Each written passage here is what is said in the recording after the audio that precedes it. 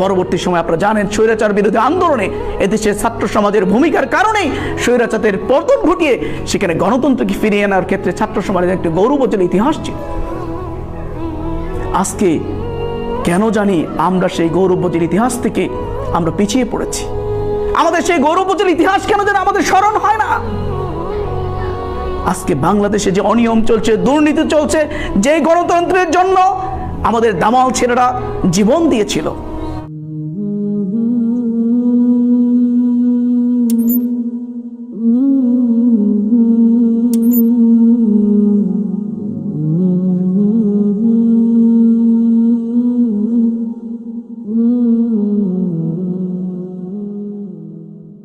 তোমাদের পাশ্চাত্য সংস্কৃতি, ওই পেট পচা সংস্কৃতি নিয়ে আমাদের কাছে এসো না।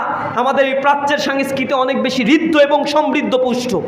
স্বাধীনতা উত্তর 52 বছর পার করার পরেও শিক্ষা ব্যবস্থা নিয়ে যদি আমাদেরকে কথা বলতে হয়, সেটি আমাদের জন্য নিঃসন্দেহে অনেক বড় দুর্ভাগ্যের, এবং এটা একটা জাতির জন্য অনগ্রসরতার প্রধান একটি কারণ বলে আমরা আইডেন্টিফাই করতে পারি। শিবিরের নতুন প্রজন্মের ভাইদের কি বলবেন? খুব ভালো করে খেয়াল করুন, তারা নিজেরাই পশ্চিমাদের সংস্কৃতিকে ধিক্কার জানাচ্ছে, অথচ নিজেরা নিজেদের রাজনৈতিক সিঁড়ি হিসেবে পশ্চিমাদের কুফরি গণতন্ত্রকেই নিজেদের আকীদা ও রাজনীতির সাথে জড়িয়ে রেখেছে। আবার যুবকদেরকে মোটিভেশনও করছে এই পশ্চাত্য থেকে দূরে থাকার জন্য। সুবহান আল্লাহ, কত সুন্দর মুনাফিকি যা তারা গত 50 বছর ধরে মুসলিম উম্মাহর মধ্যে বিষ প্রয়োগ করে যাচ্ছে। কে ঠেকাবে তাদের, আর কেই বা বোঝাবে তাদের? ইসলামকে কাটছাট করতে করতে পশ্চিমাদের সুরে সুর মিলাতে গিয়ে আজ তারা নিজেরাই বিভ্রান্ত হয়ে গেছে। নিজেদের বিভ্রান্তগুলো আর নিজেদের ব্যর্থতাগুলোর ব্যাপারেও আজ তারা টের পাচ্ছে না। তবে তারা একটা পয়েন্টে সফল, তারা সশস্ত্র জিরফিহাদকে মুসলিম যুবকদের কাছ থেকে বিভ্রান্ত করতে পেরেছে। ইসলামী ছাত্র শিবির যদি ব্যর্থ হয়, আগামী দিনের বাংলাদেশ ব্যর্থ হবে। ইসলামী ছাত্র শিবির যদি সৎ, দক্ষ এবং যোগ্য নেতৃত্ব তৈরি করতে যদি ব্যর্থ হয়, তাহলে আগামী দিনের বাংলাদেশের নেতৃত্বের সংকট তৈরি হয়ে যাবে। আপনারা তো ব্যর্থই হয়েছেন। কোন ভূমিতে সফলতা অর্জন করতে পেরেছেন আপনাদের এই পদ্ধতিতে আমাকে দেখান। যুগে যুগে আপনাদের বাঘা বাঘা নেতাগুলো হারিয়ে গেছে। যুগে যুগে আপনারা মানুষকে এই গণতন্ত্রের ঔষধ খাওয়িয়েছেন, আল্লাহর আইন প্রতিষ্ঠার ভুল স্বপ্ন দেখিয়েছেন, কিন্তু এত বছর পরেও আপনারা কোথাও সফল হতে পারেননি। মিশরে যদিও বছর খানেকের জন্য পেরেছিলেন, কিন্তু পরবর্তীতে আপনাদের গণতন্ত্রের প্রভুরাই অস্ত্রের মাধ্যমে আপনাদেরকে ক্ষমতাচ্যুত করেছে। রাসূল সাল্লাল্লাহু আলাইহি সাল্লাম এর যে অস্ত্র ব্যবহারকে আপনারা চরমপন্থা ও যোগ উপযোগী মনে করেন না, আপনারা যে জঘন্য চক্রান্তে লিপ্ত, আল্লাহর কসম আপনারা কখনোই সফল হতে পারবেন না। পৃথিবীর ভারসাম্য অনুযায়ী সময় আর নেই যে আপনাদের এই দিবা মোটিভেশন এর উপর ভিত্তি করে কোন ভূখণ্ডের উপর বিজয় চলে আসবে। অচিরেই আপনাদের অস্তিত্ব বিলীন হয়ে যাবে।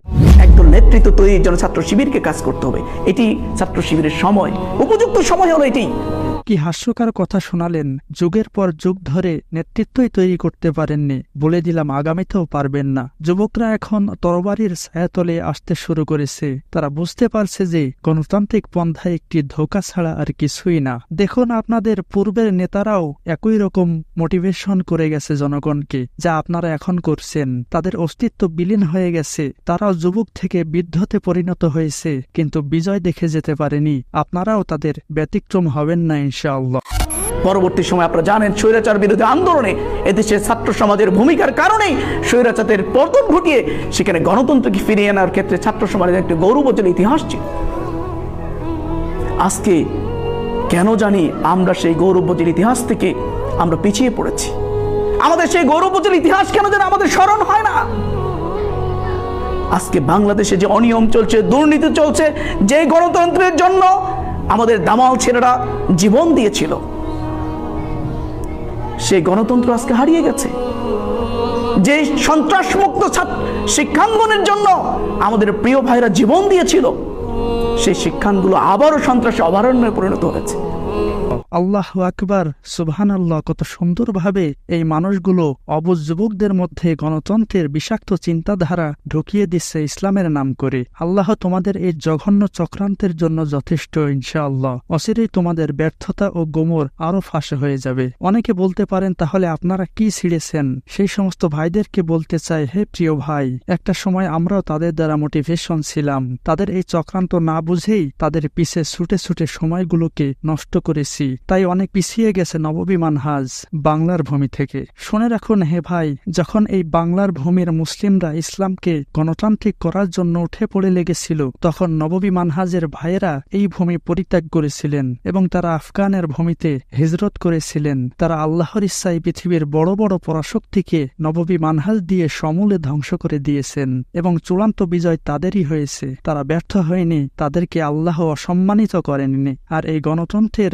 ধ্বজাধারীরা পরাশক্তি তো দূরের কথা, তাদের এই পদ্ধতি দিয়ে তাগুত হাসিনার মতো শক্তিকেও দমাতে পারেনি। তাদেরকে কোণঠাসা করে দিয়েছে তাগুত সরকার। তাই পুনরায় বাংলার ভূমিতে তিতুমিরের বাঁশের কেল্লা হাজির হয়েছে সশস্ত্র জির ফিহাদ, হাজির হয়েছে নববী মানহাজ। অতএব আপনারা আপনাদের সময়গুলোকে আর ভুল জায়গায় ব্যয় করেন না, আশ্রয় গ্রহণ করুন তরবারির ছায়াতলে।